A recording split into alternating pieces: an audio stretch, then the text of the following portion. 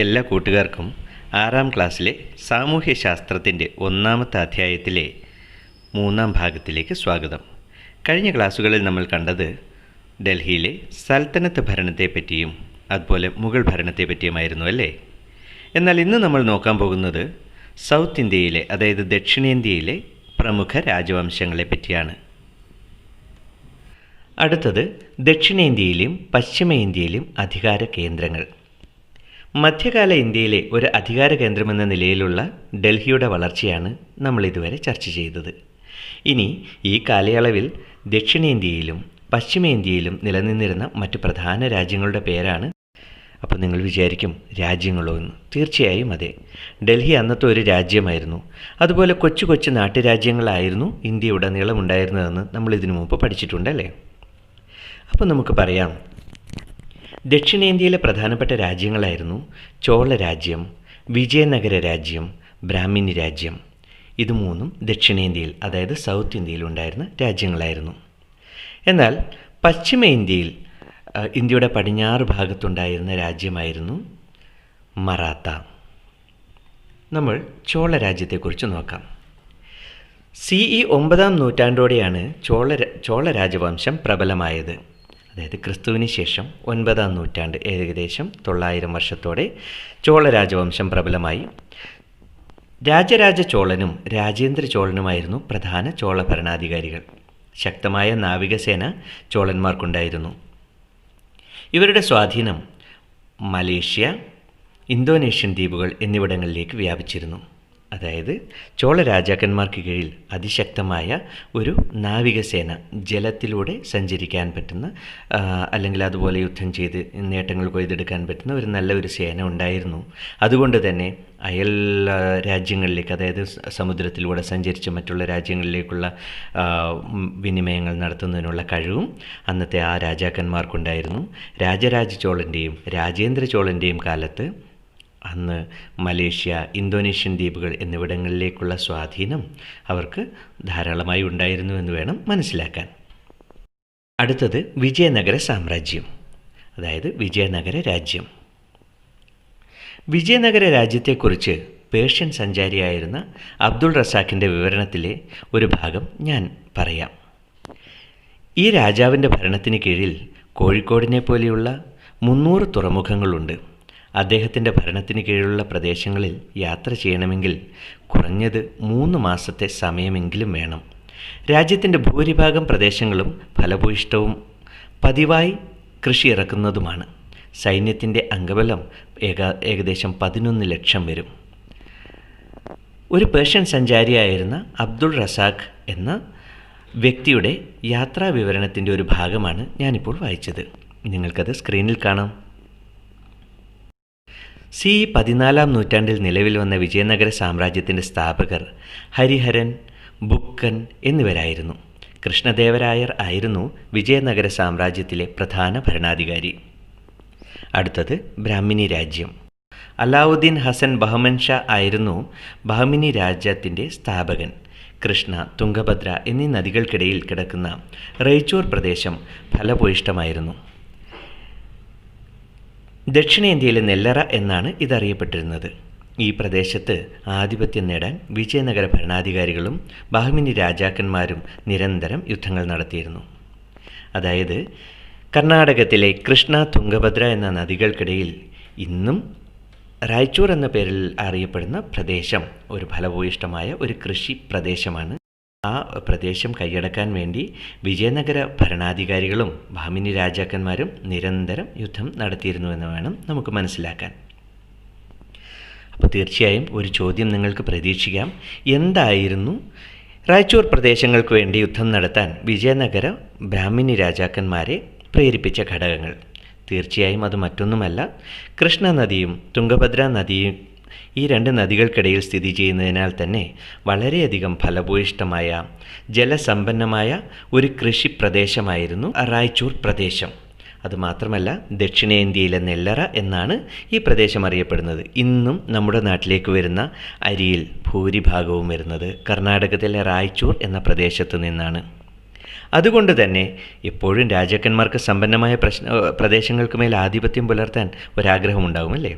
അതുകൊണ്ട് തന്നെ ഈ രാജാക്കന്മാർ ആ പ്രദേശം സ്വന്തമാക്കാൻ വേണ്ടി, അതായത് നമ്മുടെ റായ്ചൂർ പ്രദേശം സ്വന്തമാക്കാൻ വേണ്ടി അവർ യുദ്ധം നടത്തിയിരുന്നു. അതായിരുന്നു ആ ഫലഭൂയിഷ്ഠമായ പ്രദേശമായതിനാൽ തന്നെ ആയിരുന്നു റായ്ചൂർ പ്രദേശങ്ങൾക്ക് വേണ്ടി വിജയനഗരം രാജാക്കന്മാരും ബഹമിനി രാജാക്കന്മാരും യുദ്ധം നടത്തിയിരുന്നത്. അടുത്തത് മറാത്ത രാജ്യം. ക്രിസ്തുവിന് ശേഷം 17-ാം നൂറ്റാണ്ടിലാണ് മറാത്തകൾ പ്രബല ശക്തിയായി മാറിയത്. ഭൂമിശാസ്ത്ര സവിശേഷതകൾ മറാത്തകളുടെ വളർച്ചയെ ഏറെ സ്വാധീനിച്ചു. വിന്ധ്യ, സത്പുര പർവ്വതനിരകളും നർമ്മദ, താപ്തി നദികളും മറാത്ത പ്രദേശത്തെ സമീപ പ്രദേശങ്ങളിൽ നിന്നും വേർതിരിച്ചു. ഇത് മറാത്ത പ്രദേശത്തിന് പ്രകൃതിദത്തമായ സംരക്ഷണം നൽകി. മറാത്തി ഭാഷയും സാഹിത്യവും ജനങ്ങളിൽ ഐക്യബോധം വളർത്തി. തീർച്ചയായും നിങ്ങൾ പ്രതീക്ഷിക്കേണ്ട ഒരു ചോദ്യം മറാത്തകളുടെ വളർച്ചയെ സഹായിച്ച ഘടകങ്ങൾ എന്തൊക്കെയായിരുന്നു എന്നതാണ്. അതായത് ഭൂമിശാസ്ത്രപരമായ ഒരു പ്രത്യേകതയായിരുന്നു മറാത്തകളുടെ വളർച്ചയെ ഒരുപാട് സഹായിച്ച ഘടകങ്ങൾ. അതായത് വിന്ധ്യ, സത്പുര പർവ്വതങ്ങളും നർമ്മദ, താപ്തി നദികളും മറാത്ത പ്രദേശങ്ങളെ സമീപ പ്രദേശങ്ങളിൽ നിന്നും വേർതിരിച്ചു.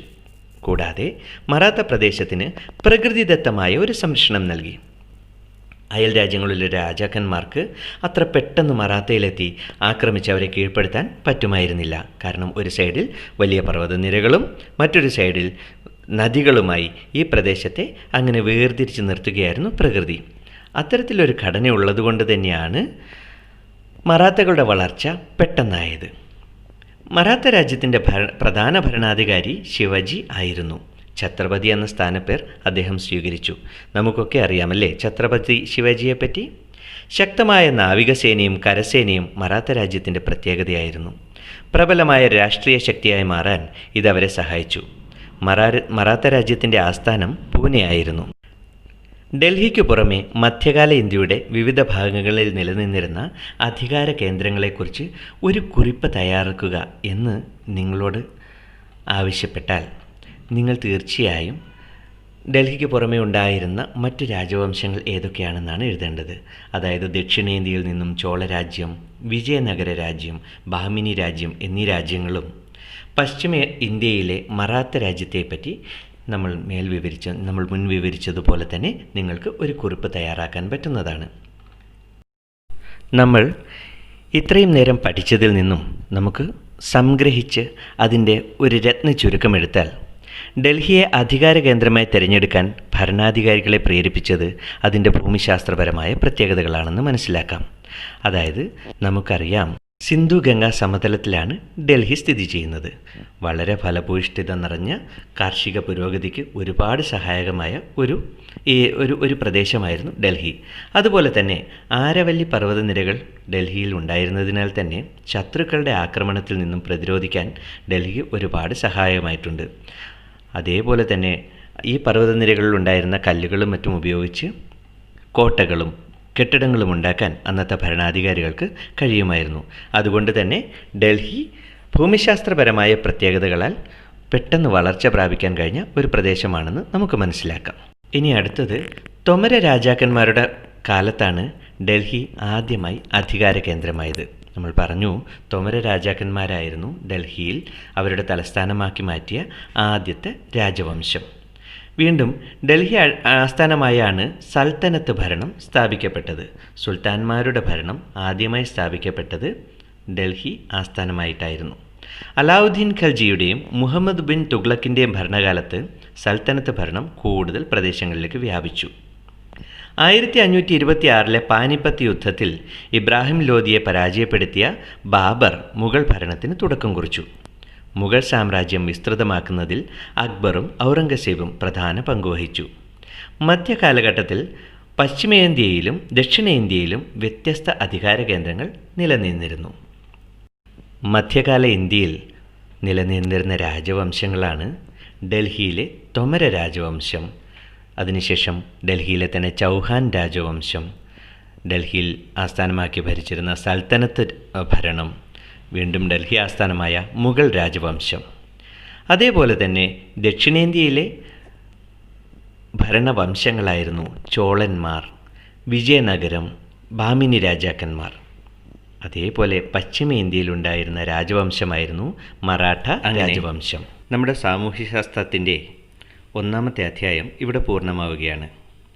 തുടർന്നുള്ള എപ്പിസോഡുകളിൽ നിങ്ങൾക്ക് മറ്റുള്ള അധ്യായങ്ങളും അതുപോലെ തന്നെ നോട്ടുകളുമൊക്കെ ലഭ്യമാകുന്നതാണ്.